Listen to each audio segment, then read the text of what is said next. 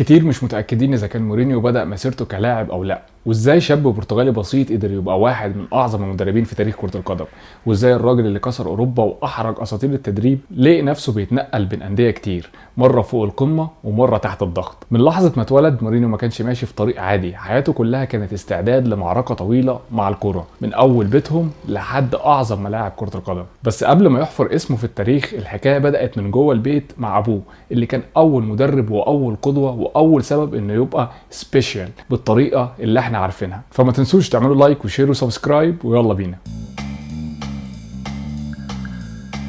كتير ما يعرفوش ان قبل ما مورينيو نفسه يتولد ابوه كان بيمهد له الطريق. فيليكس مورينيو كان حارس مرمى ولعب 19 موسم في الدوري البرتغالي مع فرق زي فيتوريا سيتوبال وبلينينسيس، وكمان لعب مباريات دوليه مع منتخب بلاده، يعني كان لعيب تقيل. اعتزل وهو عنده 36 سنه بعد ما لعب حوالي 300 ماتش كمحترف. رغم انه كان حارس مرمى لكنه كان فاهم الكوره كويس جدا، وبدا يدرب في اخر ايامه مع بلينينسيس، وبعدين راح درب فرق في الدوري البرتغالي الدرجه الاولى زي اومورا وريو افي. جوزيه وقتها كان مع ابوه في ريو افي وكان لاعب، بس ما كانش بيلعب كتير علشان مستواه كان اقل من المطلوب. وهناك اتعلم مورينيو اول درس قاسي في حياته الكرويه، لانه شاف ابوه وهو بيتشال من تدريب الفريق يوم الكريسماس سنه 1984. ممكن تقول ان دي كانت بدايه خلق الشر اللي جواه. مورينيو اكتشف ان ملوش مكان في الملعب، لا عنده السرعه ولا القوه ولا المهاره اللي تاهله يبقى لاعب محترف، فقرر يعتزل بدري وهو عنده 24 سنه بس عمره ما قدر يبعد عن الكوره. راح قعد يوم واحد بس في كليه تجاره وبعدها طلع منها جري على الملعب، بس المره دي من بره الخطوط. مورينيو درس علوم الرياضه في جامعه لشبونه واشتغل مدرس تربيه رياضيه فتره، لكنه كان حاطط هدف في دماغه انه يغير مفهوم المدرب في الكوره. بدا يخلط بين علم التدريب والتحفيز النفسي، وحضر كورسات تدريب كتير مع اتحادات كوره مختلفه لحد ما جات له اول فرصه حقيقيه، مش كبيره قوي بس بدايه ليه. السير بوبي روبسون واحد من اساطير التدريب في انجلترا مسك تدريب سبورتنج لشبونه، وكان محتاج حد يفهم كوره ويعرف برتغالي. فمين ظهر في الصوره؟ هو جوزيه مورينيو. فاشتغل معاه كمترجم. شغلانه شكلها بسيط بس مورينيو استغلها بشكل كويس جدا. المترجم ده كان قاعد مع المدرب الاسطوري كل يوم بيتعلم منه كل تفصيله، وبيشوف بعينه ازاي التدريب بيشتغل على اعلى مستوى. ومن هنا بدات حكايه جوزيه مورينيو. فالصفقه دي كانت مكسب للطرفين، ومعداش وقت طويل وبدا مورينيو يبين ان عنده موهبه كبيره في التكتيك واداره الكوره. بوبي روبسون قعد سنتين في سبورتنج لشبونه وبعدين راح لبورتو، وطبعا مورينيو راح وراه. ومع الوقت في بورتو مورينيو بقى واثق في نفسه اكتر، وفي يوم خد بعض التحليلات اللي عملها ووراها لروبسون. عاوز اقول لك ان الراجل انبهر حرفيا. فالاتنين عملوا نجاح كبير في السنتين اللي قعدوهم في بورتو، وده خلى برشلونه تبقى عايزه تجيب روبسون عشان يمسك مكان الاسطوره يوهان كرويف. بس كان في مشكله، ان برشلونه كانت شايفه ان مورينيو زياده عن اللزوم وما كانتش عايزاه، فهمهم كان روبسون وبس. روبسون بقى كان مصمم وقال لهم انا مش جاي من غير مورينيو، ومع اصراره الكتالونيين اضطروا يوافقوا.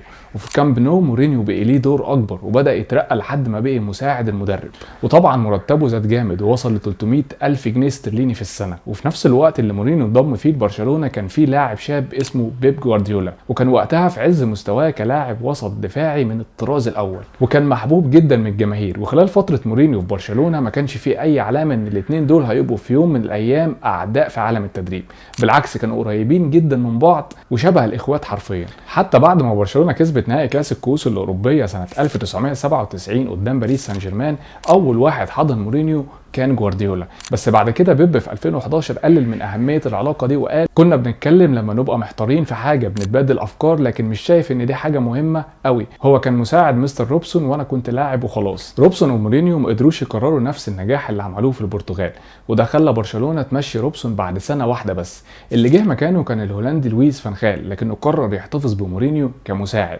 وخلاه يشتغل في تحليل الخصوم وحاجات تانية تخص التدريب. وفي سنه 2000 جت الفرصه اللي مورينيو مستنيها من زمان. اخيرا مسك تدريب فريق بنفيكا البرتغالي بدل المدرب السابق جيسوالدو فيريرا. وفي نفس الوقت بوبي روبسون كان رجع لانجلترا عشان يدرب نيوكاسل يونايتد، وبعت لمورينيو وقال له تعالى نشتغل سوا تاني، لدرجه انه قال له انا مستعد امشي بعد سنتين وتبقى انت المدرب. بس مورينيو ساعتها رفض وقال له لا، فقال له انا خلاص بقيت مدرب ومش هسيب الفرصه دي بسهوله. بس اللي مورينيو ما كانش يعرفه ان في مفاجآت كتير جايه له. بنفيكا غيرت رئيس النادي في نص الموسم، والرئيس الجديد كان ناوي يرجع لاعب بنفيكا القديم توني كمدرب للفريق، مورينيو كان خايف يتشال فقرر يستقيل بايده قبل ما يمشوه، وده حصل بعد 9 ماتشات بس مع الفريق. بس قبل ما يمشي قدر يفوز على الفريق القديم والغريم التقليدي سبورتنج لشبونه 3-0. في الوقت ده مورينيو كان بدأ يبان عليه علامات الغرور والعند اللي احنا عارفينها عنه وبقينا نحبه عشانها. بعد ما ساب بنفيكا قعد سنه من غير شغل، بس بسرعه لقي بيت جديد في نادي اونياو دي ليريا، ومش بس لقي بيت، لا كمان هو حقق نجاح كبير هناك، رغم ان بدايته مع الفريق كانت شويه صعبه، بس بعدين بقى يحقق نتائج كويسه لانه دخل في سلسله من 8 ماتشات من غير اي هزيمه، كسب 6 وتعادل 2، فكان عامل شغل عالي قوي في ليريا وخلى الفريق ينافس الكبار زي بنفيكا وبورتو. وفعلا في نص الموسم كان متفوق على بورتو. اللي عمله مورينيو ما عداش مرور الكرام والناس خدت بالها، ومع بدايه سنه 2002 جات له الفرصه ان هو يمسك تدريب بورتو. وقتها بورتو كانت حالته صعبه لان الفريق كان في المركز الخامس في الدوري وخرج من الكاس المحليه وكان اخر المجموعه في دوري الابطال.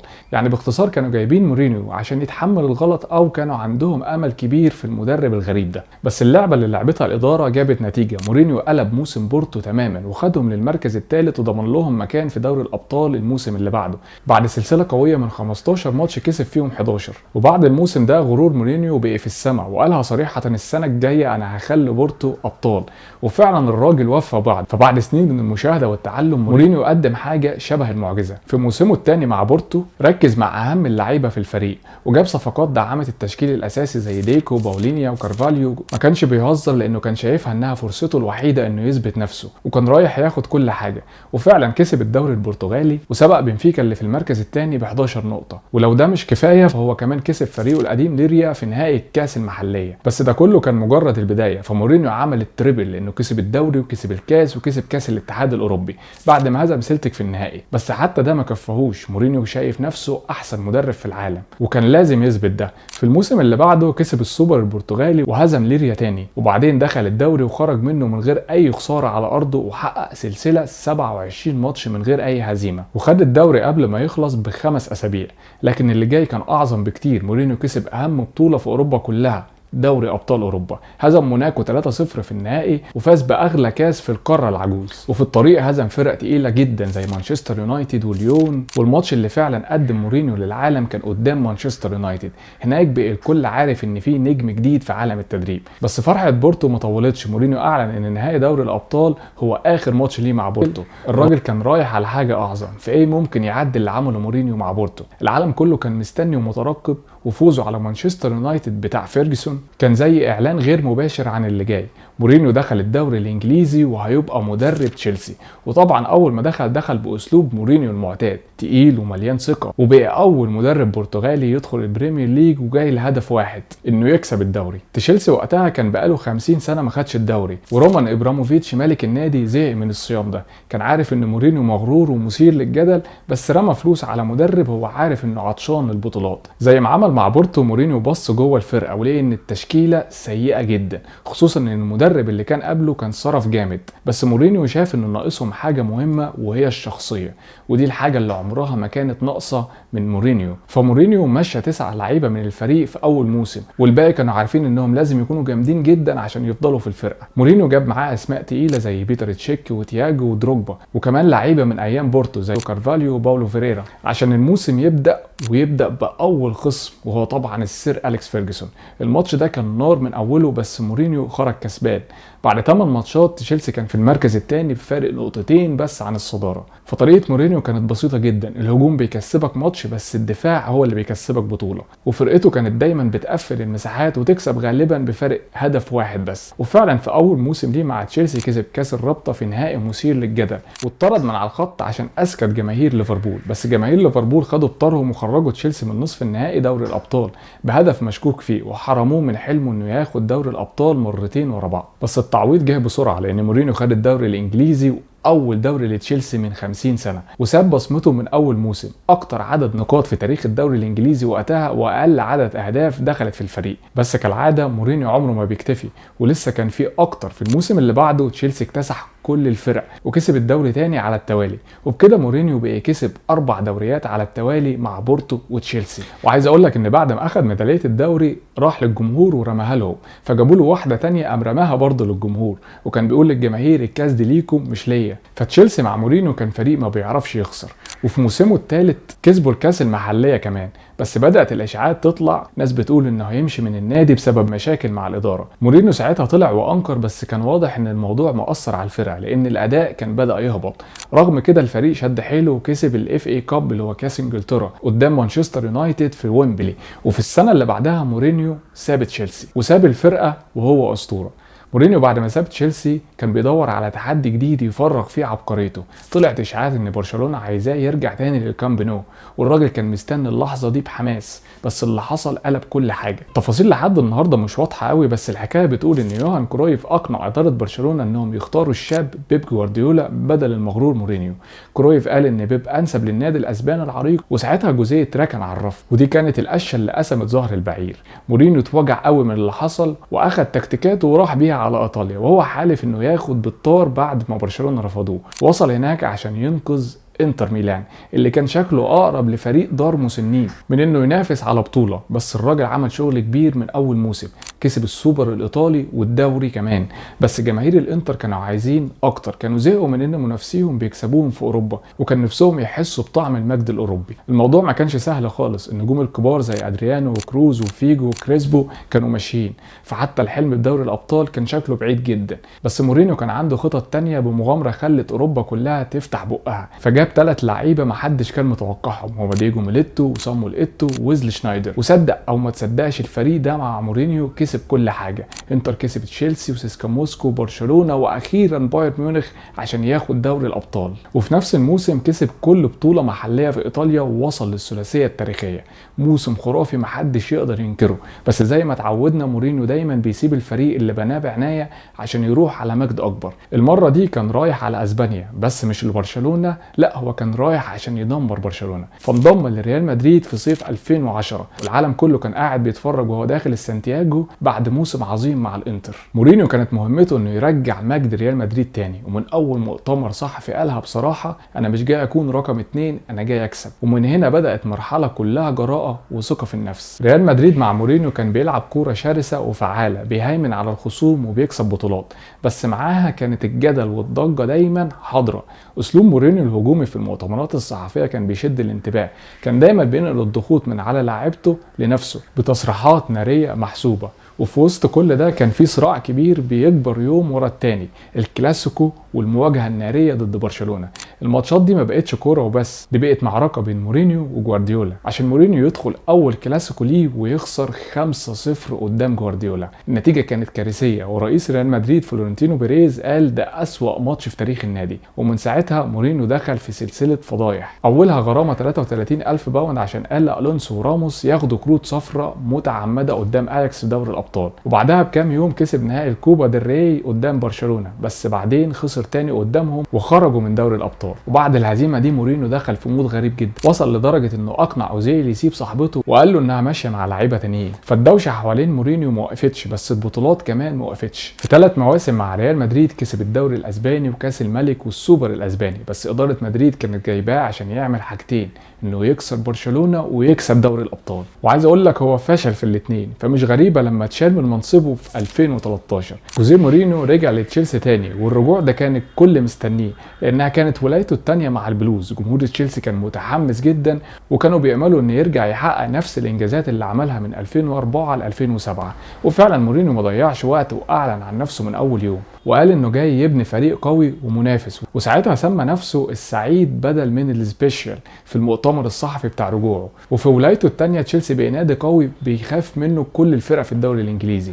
انهى موسم 2013 2014 في المركز الثالث، والموسم اللي بعده كان موسم خرافي. تشيلسي خد الدوري الانجليزي 2014 2015، وكان اللقب الثالث لمورينيو مع النادي. شطارته في التكتيك وتحفيزه للاعبين وبناء فريق صلب كان واضح جدا في الفتره دي. بس رغم النجاح اللي على ارض الملعب، المشاكل بدات تظهر. في موسم 2015 2016 النتائج بقت وحشه، وبدات تطلع اخبار عن خناقات بينه وبين لعيبه كبار في الفريق والطاقم. وفي ديسمبر 2015 مورينيو مشي من تشيلسي، ودي كانت نهايه مرحله كبيره في تاريخ النادي. ومع المدرب المدرب اللي الكل كان بيحبه. بعد ما ساب تشيلسي مورينيو كمل مشواره التدريبي في البريمير ليج، مسك مانشستر يونايتد في مايو 2016 وحقق معاهم بطولات زي الدوري الاوروبي وكاس الرابطه في موسم 2016-2017. بس برضه واجه صعوبات كتير في فترته مع اليونايتد وانتهت برحيله في ديسمبر 2018. بعدها مسك توتنهام هوتسبير في نوفمبر 2019، ورغم انه وصل بيهم لنهائي كاس الرابطه، الاداره اقالته قبل النهائي بكام يوم، وده كان في ابريل 2021 علشان يرجع مورينيو لايطاليا ويمسك فريق روما في 2021. بداية الموسم كانت حلوة، وروما تأهلت لدوري المؤتمر الأوروبي وقدر يحقق شوية انتصارات حلوة زي الفوز 3-1 على فيورتينا في أول ماتشاته في السيري A، بس برضه واجه تحديات زي الخسارة 3-2 قدام لاتسيو في الديربي. ورغم الضربات دي مورينيو فضل مكمل ومصمم ينجح. مورينيو قدر يحقق إنجاز تاريخي مع روما لما فاز بأول نسخة من دوري المؤتمر الأوروبي يوم 24 مايو 2022 بعد ما كسبوا فينورد في النهائي وحققوا أول بطولة ليهم من 11 سنة. الفوز ده خلى مورينيو يبقى ثالث مدرب في العالم يفوز بالثلاث بطولات الأوروبية الكبيرة، وكمان أول واحد يحقق التريبل الأوروبي، واحتفل بده بتاتو عمله مخصوص. الموسم اللي بعده ما كانش سهل بسبب القوانين المالية بتاعة الويفا اللي خلت روما مضغوطة ماديا، بس مورينيو كمل في تكوين الفريق بالإمكانيات اللي موجودة، وجاب لعيبة زي شيليك وماتيتش واندريا بيلوتي وباولو ديبالا علشان الموسم اللي بعده في الدوري الإيطالي يكون طالع نازل. كسب انتر في ماتش مهم لكن خسروا خسارة تقيلة 4-0 من اودينيزي، ومع مرور الوقت بدأت المشاكل تكتر سواء في الملعب أو بره، واتقال إن في خلافات بينه وبين إدارة النادي بسبب مستقبل الفريق والدعم المالي. العلاقة بقت متوترة وبدأت الإشاعات تنتشر إنه ممكن يسيب روما ويروح باريس سان جيرمان، ورغم كل ده روما وصلت لنهائي الدوري الأوروبي يوم 31 مايو 2023 ضد إشبيلية، لكن خسروا بضربات الجزاء، ودي كانت أول مرة مورينيو يخسر نهائي أوروبي. وبعد الماتش مورينيو قال إنه عايز يكمل مع روما بس محتاج ظروف أحسن.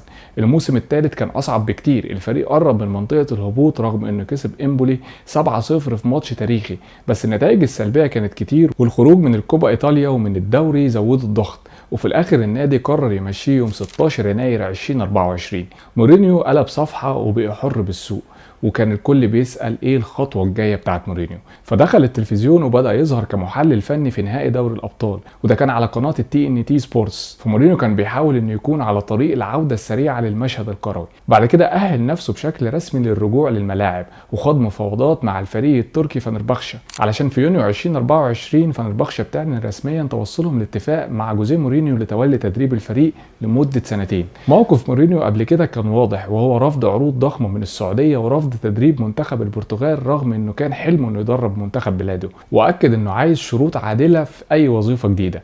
وبالتالي اول خطوه حقيقيه بعد روما كانت العوده للملاعب في تركيا، وبدا يجهز نفسه مع فنربخشة. فمورينيو خلى الفريق يرجع يقف على رجله بسرعه وبدا ينافس بشراسه في الدوري التركي. عمل موسم كويس ب 99 نقطه رغم ان لقب الدوري راح لجاره جالاتاسراي، واللي كان منشغل بشراء لعيبه كتير في الميركاتو. ومورينيو كعادته ما خافش يهاجم التحكيم، وده خلاه يدخل في مشاكل مع اتحاد الكرة التركي، واتهم بالتحيز واتحرم من حضور 4 مباريات للفريق، وخد غرامة 35,000 جنيه استرليني. لكن بعد التظلم اتقلصت العقوبة لماتشين بس وغرامة حوالي 12,000 جنيه استرليني. عايز اقول لك كمان ان في لقاء الديربي ضد جالاتاسراي مورينيو حط ايده على فم مدرب جالاتاسراي في نهاية المباراة، وده ادى انه يتعاقب ويغيب عن 3 ماتشات. وفي النهاية رغم كل الدراما والجدل اللي حواليه طول مسيرته، مورينيو لسه واحد من اعظم المدربين في القرن ال21، وكان ليه تأثير كبير على شكل الكرة الحديثة. وفي النهاية ومهما الناس اختلفوا عليه، تفضل مسيرة جوزيه مورينيو واحدة من اكتر المسيرات المثيرة في عالم الكورة، من ولد صغير بيتفرج على ابوه وهو بيخسر شغله لحد ما بقى مدرب بيقف قدام اكبر نجوم العالم من غير ما يتهز. مورينيو اتقال وتهاجم واتشتم، لكن عمره ما فقد الثقة في نفسه ولا بطل يحارب بطريقته. يمكن مش الكل بيحبه، لكن الكل لازم يعترف ان مورينيو غير شكل التدريب وكتب اسمه بحروف من نار في تاريخ اللعبة. ولحد النهارده مهما الزمن عدى هتفضل كلمة ذا سبيشال 1 هي اللقب جوزيه مورينيو. فالسؤال هنا، هل هو لسه قادر يعمل فرق، ولا الزمن اتغير ومورينيو ما بقاش قادر يواكب تطور الكورة اليومين دول؟ فقولوا لنا رأيكم في الكومنتات تحت، وما تنسوش تعملوا لايك وشير وسبسكرايب.